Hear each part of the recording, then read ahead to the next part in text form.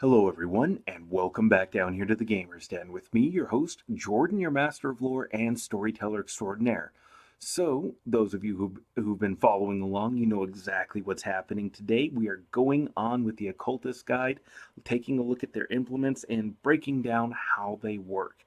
Now, for those of you who may be just joining us today for the very first time, or if you've been watching the episodes out of order, I recommend you go back one more part just to the start of the implements guide here because that episode gives just a little bit more of a breakdown.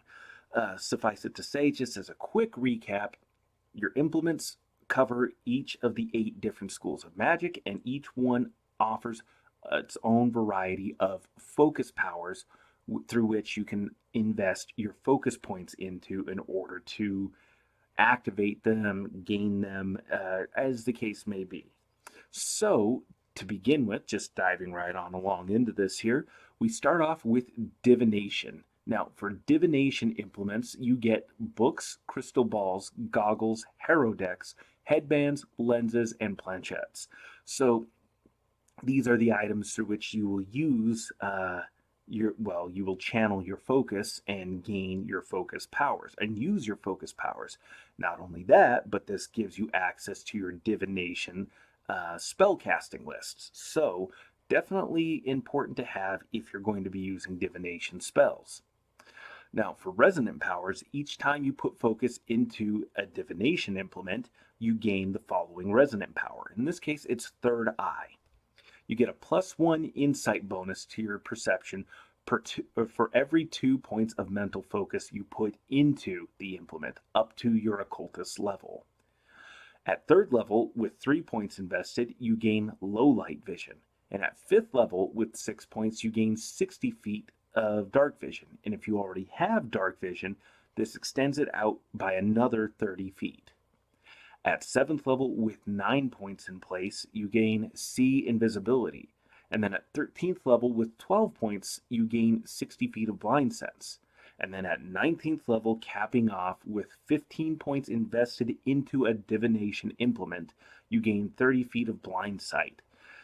Now, this can be a useful ability, but I'd say it's almost situationally useful, despite the fact that perception is the most used skill in Pathfinder. No matter the session, it's going to be the most used. Despite the fact that your visual abilities are going to be very important, being able to see in low light and dark is going to be useful, this takes up a lot of your focus points. And it's to the point where more often than not, you're probably going to be better off distributing these to other abilities that enhance your combat abilities, especially for the kind of build we're going for.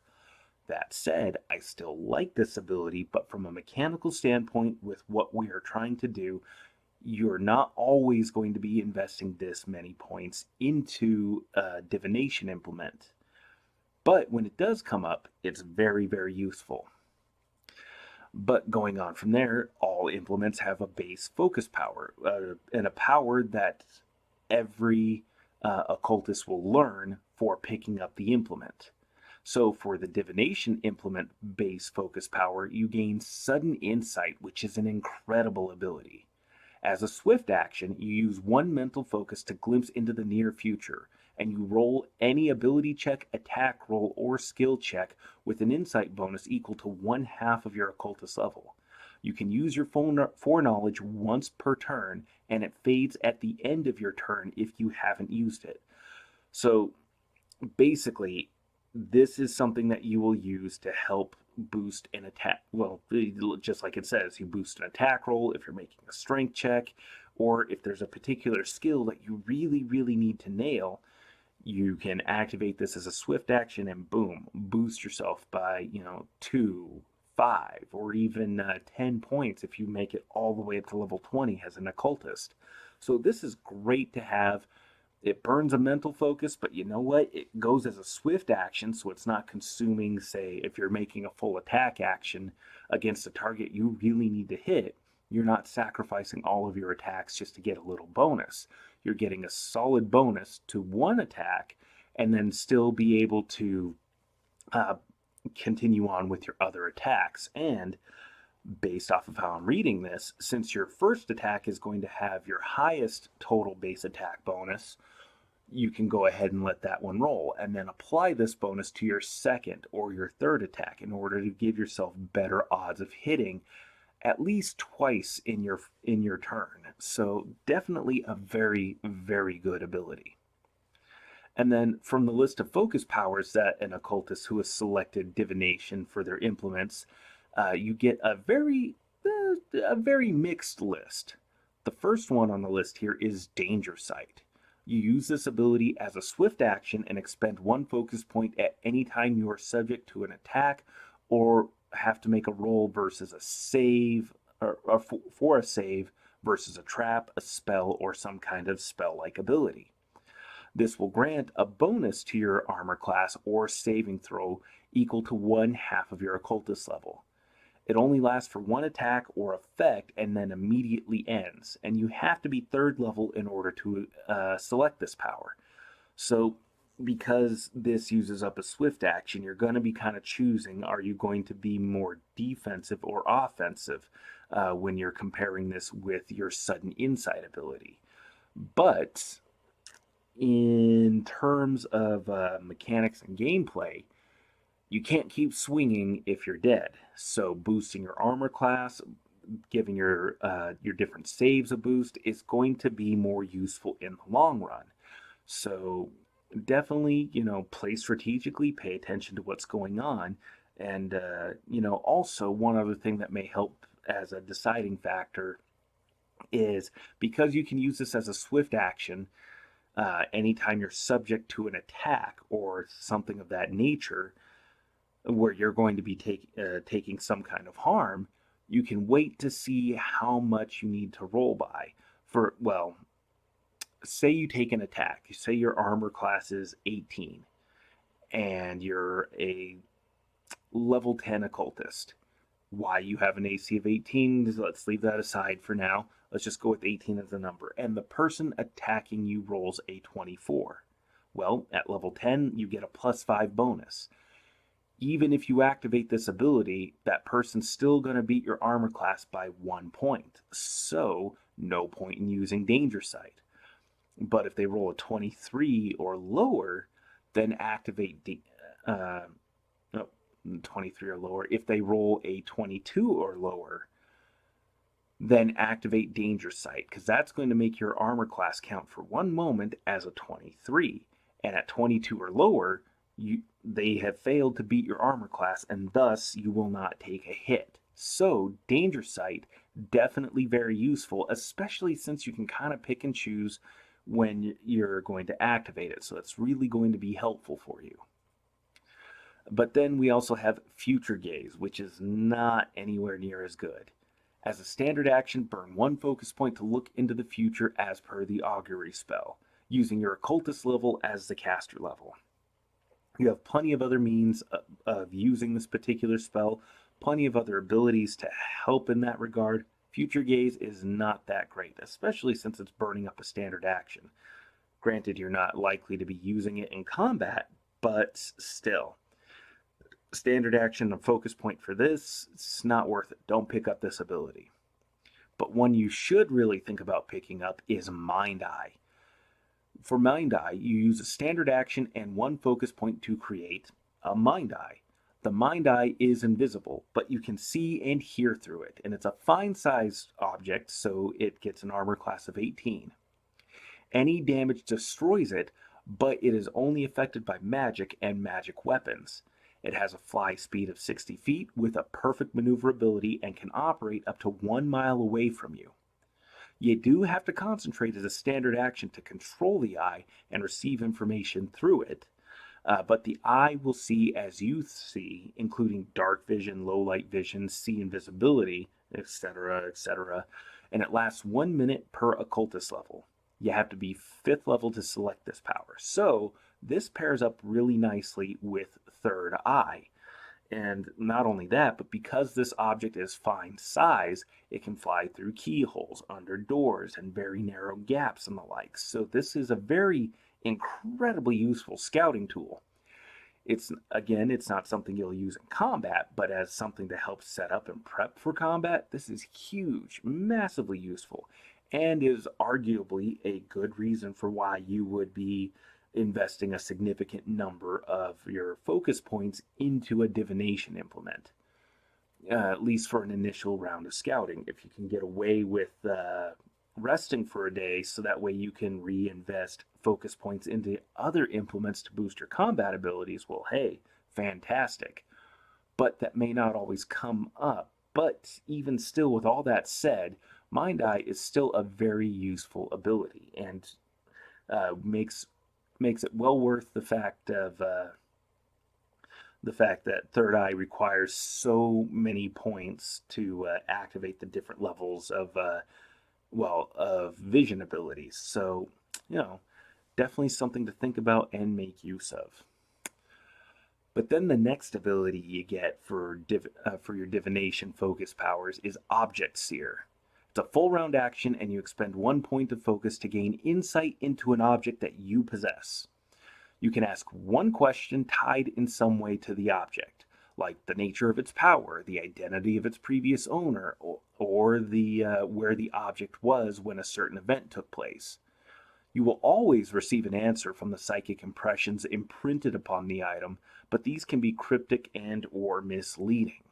This ability otherwise functions as the commune spell, and you have to be at least 7th level to select this power. This ability is not that great because it's essentially redundant for you, because you already get a similar function as a class ability with, reading impressions off of various objects. So, not one that's really worth getting. I mean, there's a lot of other powers to pick from that are going to be much more useful for you. And then the next ability that you will get is Powerful Connection. When casting a divination spell that gives a penalty on saving throws based on a physical connection to the target, you use 1 focus point to double the penalty from any possessions, garments, or body parts that you have related to the particular target. In addition, when casting any divination spell that allows for a saving throw, you can increase the DC of that save by 2 by adding an object, garment, or body part that belong to the target and expend 1 point of focus. So, this is actually a really cool ability and really leans into that flavor, that feel of the occultist character, but it's not something you're going to be using a lot in combat. And the other thing with divination spells is how useful they are really does depend on the DM. Now, this is true of many abilities, but for information gathering and the like, the DM has a lot of ways of just absolutely shutting these down, which that's certainly more of a problem with the DM than it is with the specific ability, but it's worth noting that some DMs can be fairly tight-fisted when it comes to using divination spells and the like, so your mileage may vary. But that said, I still really like this ability, just again because it really fits with the overall theme and feel of an occultist. So if you're less concerned with making a mechanically effective build and want something that's just more flavorful and role play like, then this is a pretty solid ability to pick out for that. As well as, if your DM's not that much of a jerk when it comes to divination spells, then hey, this does make that a lot better. And then the next ability that we get, it's actually the last one under the divination focus powers, and that's Watchful Eye. It's a standard action, and it uses 1 point of focus to create an invisible sensor that's within a 30-foot area. And it watches a 5-foot square area. Whenever a creature enters this specific area, you receive a mental image of them as long as you're on the same plane as the sensor. The sensor is active for 10 minutes per occultist level, and the image will not wake you from sleep, though you will get all the images that the sensor collects when you wake up. The eye can be defeated with effects such as invisibility and other such things like darkness. Um, so there is that to consider. And expending more focus increases the area by 5 feet per point. So if you spend 2 points, it will make a 10-foot square. 3 points will make a 15-foot square, etc., etc. So this can be useful for information gathering, for reconnaissance, scouting. Say you need to stake out a particular area, see who's going in and out of a place. This will help with that. This can be very helpful for your cloak and dagger, spy work, information gathering kind of a thing. This can be useful for whodunit murder mysteries, basically a lot of non-combat role play and strategy focused games. That said, though, the area of effect that it has, the fact that it can be defeated by various kinds of magic and does not see as you see, means this ability doesn't synergize with Third Eye at all, and it's really not. It's not a very useful ability. It's great if you're tracking down a bunch of mundane mooks, goons, thugs, people without a lot of magical ability. But then again, I mean, you have plenty of other means of doing so, of accomplishing that. Just have your rogue or the ranger just go on their own little stakeout. They swap out in different shifts, so that way there's always somebody watching a location. That'll work just as well, if not better, and you're not having to spend your focus points to worry about this. So, not a great ability. But, of course, this is not all I've brought before you today. Not at all. Not by a long shot. We have many, many more implements to go over, many schools of magic to discuss. And next up is enchantment. And enchantment implements are censers, crowns, helms, musical instruments, and necklaces. And remember, these all have to be items of either some kind of historical significance or have a personal importance and connection to you. The resonant power that you get for putting focus into an enchantment implement is glorious presence, and it's terrible, especially for this build. The implement invokes the presence of those who have worn it in the past. The wearer gains a +1 competence bonus on all charisma-based skill checks and ability checks for every 2 points of mental focus in the implement, to a maximum bonus of 1 +1 for every 4 occultist levels. So, charismas are dump stat, so that makes this ability terrible to begin with. And also, you don't get that many face skills. So, I mean, I get the idea behind this, You put on the crown of some ancient king, something with a strong psychic imprint upon it, and your own psionic abilities help to channel that, and you somehow take on the mantle of this righteous, powerful king. And it thematically, cool idea. Picturing that in my head, that's awesome. Just that glorious, regal resplendence that you can invoke with this. Really cool. Not great all the way around, the effect that it has, though. I mean, it's just it's a charisma bonus, and charisma's not what we're working on, and we don't have very many charisma-based abilities anyways. So, this is a whoop-de-doo. Whoop-de-doo, Basil. This is not helpful in any way. And then the base focus power that you get for learning to use enchantment implements is not that spectacular either. It's Cloud Mind, and it takes a standard action and spending a focus point to cloud the mind of one opponent within 30 feet. The target is dazed for 1 round if their hit dice is equal to or lower than your own. If it has more hit dice than you, then it's just staggered for 1 round. There's a will save to negate whether or not they succeed. The target is immune to this effect for 1 day. This is a mind-affecting effect. So you can probably see why this is fairly terrible right off the bat here. It's 1 target within 30 feet, so they're going to be fairly close to you, although we're a melee build, so we're not too worried about that. But its effect only lasts for 1 round, although dazed is a nice debuff to hit somebody with. it still only lasts for one round, and then if they have more hit dice than you, if they're stronger than you, then they're only staggered, which still a solid debuff to have, but again, it only lasts for one round, and they get a will save to negate this entirely. And then to top it off, they are immune to this ability afterwards for a full day.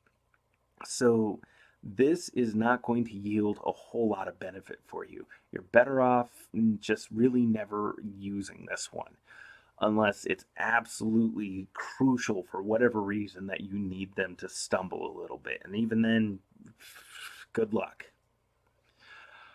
But then for the list of focus powers that you get for going into enchantment, it's kind of like divination. It's a little bit of a mixed bag. To start off with, you get Binding Pattern. It's a standard action, and you expend one focus point to create a scintillating pattern of psychic energy that will paralyze a living target. The target has to be within 30 feet and can make a will save to stop the effect. On failure, the target is paralyzed for one round for every 2 occultist levels that you have. At the end of the target's turns, they may make a will save to end the paralysis, and instead will be staggered for the remaining duration. This is a mind-affecting compulsion effect, and you have to be 7th level to select this. So, remember Cloud Mind just a moment ago? Well, this is the better version of it, a much better version. For one, they're not immune to it for a full 24 hours afterwards, whether they fail or succeed. They still have to be within 30 feet, but they'll be full-on paralyzed for one round one round for every 2 occultist levels when they fail. So by the time you're level 7, you're going to paralyze them for 3 rounds if they fail. Granted, each round they do have a chance of saving and ending the effect, but then they're still staggered for the duration of the effect. So this is great. This is a wonderful debuff to have. This is a great way of controlling an opponent who poses a significant threat. And if they're paralyzed, they're essentially helpless, so you can start going up to them, just coup de grace, full round every time. Just start stabbing the ever-loving crap out of them and hopefully put them down pretty fast. So definitely a great ability. But then after that, the next ability is Forced Alliance. As a standard action, you spend one focus point on a target of the same type as you, so humanoids, etc., things like that. If it's a different type, you have to spend 2 focus points. Then they get to see you as an ally. You basically make them see you as friendly, not a threat to them. Very, very useful for you, because the target will not attempt to harm you, but your allies are still fair game to them. You can order the target to aid you, but this triggers another will save to end the effect. Lasts 1 round per occultist level, and there's a will save to resist. So, I mean, this isn't great. I mean, they can still keep on attacking your allies to look at you, go, oh yeah, you're not that bad. You're a friend. You're friendly to me. I don't need to be smacking the crap out of you, but those guys, I'm definitely going to attack them. And then having them aid you, I mean, the fact that it has a chance of ending the effect is pretty terrible. I mean, to what extent is aiding you included here? Is it just, letting you by, helping you with a skill check? I mean, helping you in combat is definitely significant. I can see that triggering a will save, but aiding you triggers another will save, so it's aiding you in any capacity. I would ask your DM for a little bit more clarity on what they would count as something triggering the will save, maybe have them be a little bit more lenient, but even then, this is still limited because the target has to be of the same type of creature as you, living flesh and blood, humanoid, presumably. If you're a Warforged, you're a semi-living construct thing, that kind of a type, that'll be tricky because a lot of opponents you're facing are going to be flesh and blood humanoid beings. And so this ability means you'll be expending 2 focus points in order to try to use Forced Alliance on them. So not a great ability. Very, very, very bad. Skip it. Please skip it. Then you also have Inspired Assault. You use one focus point and a standard action to touch and inspire a creature. You give a morale bonus to attacks equal to 1 plus 1 for every 6 occultist levels, maxing out at a plus 4 at level 18. This also applies to will saves against sphere effects. These bonuses aren't great. The fact that it covers 2 separate things is nice, but there are better ways for you to spend your focus points, and there's better ways to buff your allies. So definitely another ability to skip. Then we have Mental Discord. Use a standard action and one focus point to disrupt the mind of one opponent. On failure, the target struggles to cast spells and must make a concentration check, DC 15 plus double the spell level, and the target takes a -4 if the spell includes a thought component, as well as a -2 penalty on will saves. This lasts 1 round for occultist levels. So this was meant to be a debuff that you hit casters with, which, great idea. Definitely want to try to disrupt your enemy spellcasters as much as possible, but your enemy spellcasters tend to have good will saves. Not only that, but the DC 15 plus double the spell level, that can be a decent debuff because it means they're more likely to begin using and depend on their lower level spells. So first level spell, double that, it's a 2, so DC 17 concentration check, then 19, then on and on. The higher up in the higher level spell you use, the more difficult the concentration check is. But this really is definitely built more around benefiting you if you're disrupting other psychic spellcasters, because they'll take a -4 penalty on the concentration check, and then the fact that it gives them a -2 penalty on will saves, that's also helpful, but there are still better, more effective things you could be doing. And if you don't have a whole lot of options, this can be a good ability, especially if you're nailing an enemy spellcaster with it, which, you should be. This isn't going to do you any good for any other class, but it's not great. Could be better. And then we have Obey, which is even worse. You use a standard action and one focus point to cast command on one living creature. The target must be within 30 feet and able to understand you. There's a will save to negate the effect, and if the creature is the same type as you, it takes a -2 penalty to the will save. So, just use the command spell? Just use command? There's no need for you to use up a focus point to get this spell. Just use the spell instead. Obey is not that great. It's pretty bad. It's redundant, so that makes it worse, and you're spending a focus point, a very precious focus point, to use an ability that replicates a spell you can already have. But then we come up to Mind Slumber, which is actually surprisingly good. You use a standard action and one focus point to put a target to sleep. The target must be within 30 feet and can attempt a will save to negate the effect. But on failure, the target sleeps but will still perceive the world around themselves as a dream. They're not helpless, and they will remain standing and drop what they carry. Damage and moving the target will wake it, but examining them and searching them, the target will leave it asleep. The sleep remains for a number of rounds equal to your occultist level. Whether it saves or fails, the target is immune to this ability for 24 hours. You must be 3rd level to select this. This is still pretty interesting. It's pretty nice, actually.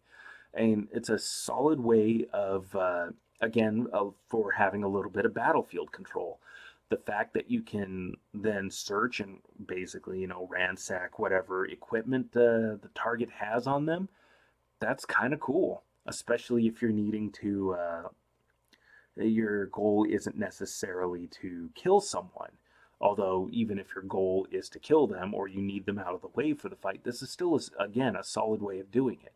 Especially since it lasts for a number of rounds equal to your occultist level. Having somebody be, essentially asleep for 10 rounds is pretty damn cool. I like this ability. It's interesting, it's unique, and again, it's kind of flavorful in a way. It fits a bit with the Occultist class, I feel like. But it's not the most mechanically effective option, and really the enchantment imp, focus powers through the implements here, you've only got a couple of good options. The rest of them are kind of garbage. Definitely, if you skip over enchantment overall, you're not making a bad choice. But there's still some interesting things here to consider. And also, again, if you're focusing more on a roleplay build, then, toss what I'm saying out the window here and pick up the things that fit for your character. But with that said, we're going to go ahead and wrap this up here. If you enjoyed today's video, go on down to the comments below and let me know what you thought. If you thought I got it right, what you think I got wrong even, still, go down and let me know. Hit the like button, hit the dislike button. I'm more than happy to engage in the conversation here with every single last one of you. And also, if you did enjoy today's video, well then good news for you, you lucky so-and-so. There are 2 more videos popping up over this way. One is something the almighty, all-powerful, all-knowing, and all-seeing Google algorithm has decided that you will enjoy here from my channel. And the other video is just something else that I've cooked up here recently and is ready to go for you. Or, if this hasn't been your first stop here at the Gamer's Den, then hell, why not go down there and hit that subscribe button, become a regular member, and be notified the next time I upload more content here to the channel. But with that said, once again, I've been your host, Jordan, your Master of Lore and Storyteller Extraordinaire. Thank you all so very much for your time, and you all have yourselves a good night.